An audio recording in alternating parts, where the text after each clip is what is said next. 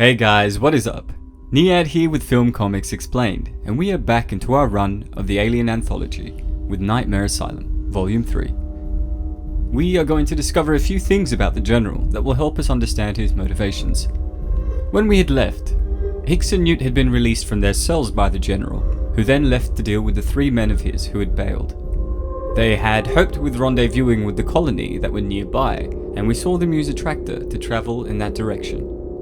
Hicks had left Newt and told her that he needed to check something. She then went straight for the communications room to get another glimpse of the young girl that reminded her of her younger self. We were able to get another glimpse of the state the Earth was in. The military were essentially just bombing the hell out of the cities just for fun, with no regard for the human life that may be left. We returned to find Hicks on the cargo vessel they had arrived in. He finds the severed communication bundles and realizes that the aliens must have cut it during their escape. He says that Spears was right, only to hear a voice say, "The General is always right. You'd best grow accustomed to it." Hicks is in shock to see someone following him and asks who the man is. The stranger then extends his hand and tells him his name is Powell. He tells him that he is the General's second in command, if there is such a thing. He leans closer and says, "He's insane, you know." Hicks cautiously tells him that he doesn't know, before asking him for more information about the General. We return to the 3 mutineers who were close to the colony base. Peterson says that he is surprised that Spears wasn't all over them by now. They had decided to take the slower form of transportation, in the hopes of avoiding the local radar. Renus tells him that it's actually the terraformers that worried him. He states that the 3 of them are military, and they may not be happy to see them. This is alluding to a past conflict that the terraformers have had with the General. Magruder then informs them that something is wrong, as she is not getting any signals, not even a standard beacon. They arrive at the base and hop out of the tractor. Peterson speculates whether they can seek asylum as political prisoners here. Renus then tells him that they are AWOL and need a ship, not asylum. As they enter, Magruder tells them that she doesn't like that they haven't seen anybody yet. They head further in, with the intention of reaching the launch bays, which are on the other side of the facility. As they head into the heart of the base, we can see organic resin that has begun to take over the walls and ground. Peterson spots something above them, and Renus tells him that he is starting to get to him. They look around and see the resin that surrounds them. Renus then tells them to forget about it and head the hell out of here. As they exit, Magruder notes that the whole thing appears to be composed of pieces of the aliens which have dissolved into a solid mass. Peterson points out it's like a hive, as an alien descends on him and impales his forehead. The aliens then begin to swarm towards them. Magruder and Renus are firing in all directions, and they are quickly becoming overwhelmed by the numbers. Renus tells her that they need to get out of the chamber and asks her to be ready with a grenade. She tells him that she's ready, but we can see an alien's tail immediately impale her through the chest. She pulls out her grenade while being thrashed around, and we can see the timer go down. We then see a massive explosion, blasting Renus out of the chamber.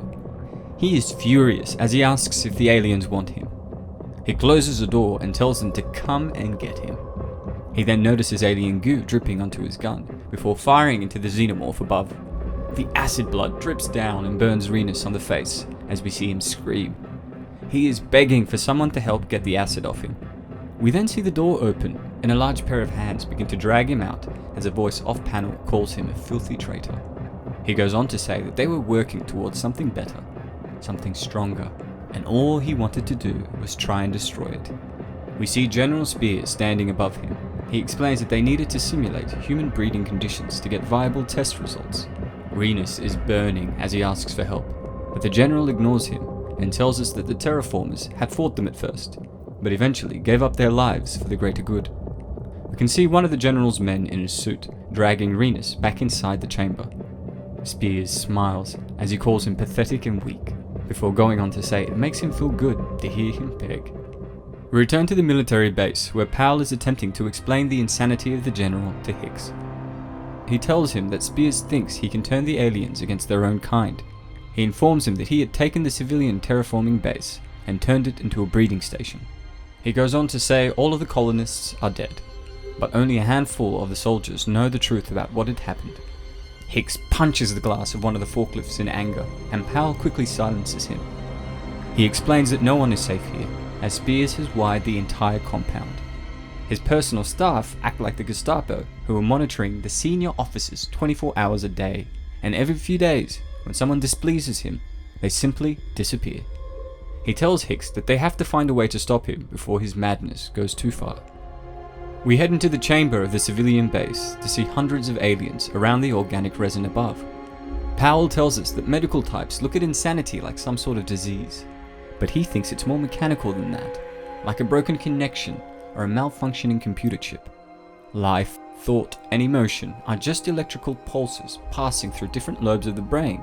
We can see the general admiring the sight around him as a soldier approaches and tells him that they had found a new queen on the lower levels. Spears then walks up to an egg and hugs it like it's his own child. Powell then explains that when something mechanical fails, you either repair it or replace it, before saying that he knows he has to kill him. A soldier approaches the general and tells him to stay away from the eggs as they are dangerous. Spears grabs his hand and tells him not to be afraid, as they don't want to hurt them. He explains that he knows what it's like to be born into pain. It's here that he reveals he was one of the first products of the military's birthing program. He had essentially gestated outside of the womb and was nursed inside a sterile breeder, as the geneticist who had created him didn't think it would matter. He says that they took away the only thing that makes them real, the bond of flesh, which was something the alien creatures shared above all else. We return to the monitor room, where Hicks is telling Powell he doesn't understand how the general plans to use the creatures, insisting that they cannot be trained. Powell then tells him there is something he needs to see, as he pops a video disc in. He explains that the general commandeered the terraforming colony to use as a test site. He wanted to acclimate the alien to human authority, and his technicians had kept a careful video log of his experiments. He had told the colonists that a new strain of bacteria had been found there, and used that ruse to seal them in separate quarantine cells. We can see one of the colonists slamming her container, asking to be let out, as another tube filled with a xenomorph is being wheeled towards her. Now, they knew from the Earth transmission that the Queen communicated with its drones through an empathic mental link, and he sought out to use this. We're told that the lessons began immediately, as the alien crawls in and attacks her. Spears is standing outside the tube, watching her with indifference, while a handful of men were also watching from the upper levels. Powell tells us that you never forget the screams. We see the general then saying, "That's enough," before ordering one of his men to burn them both with a flamethrower. Powell explains that he was forcing the Queen to watch as he burned her children. Spears yells at her to look at him. She stares him down furiously as he lights a match, before saying no. Powell tells us that as the sessions continued, he wasn't sure what was more frightening, General Spears and his methods, or the fact that the Queen seemed to understand. We see another colonist who is about to be attacked by a xenomorph. The Queen communicates to him, and we see the alien then stop before returning to its tube. The general is standing beside her and says, "Very good." Hicks tells him that this isn't madness, this is just evil. Powell says that he doesn't think about it, before telling him that as the experiments continued, Spears found ways to provoke more sophisticated responses from the creatures. He had wanted to make these things into soldiers, and have them follow his orders like any other grunt. He tells us that there were missteps along the way, and we can see the Queen rebelling by getting a xenomorph to attack one of his men.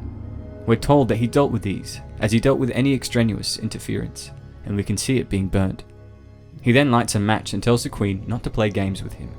He warns her that he is happy to burn every one of her children until she learns respect.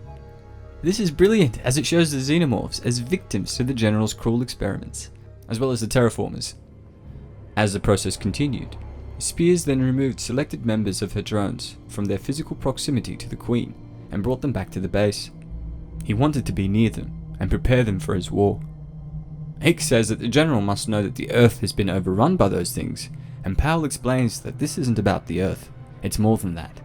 This has something to do with Spears and the creatures. Hicks walks out and asks if Powell realizes what he is proposing they do. Powell replies by saying it's their only chance. As we reach the end of chapter 3.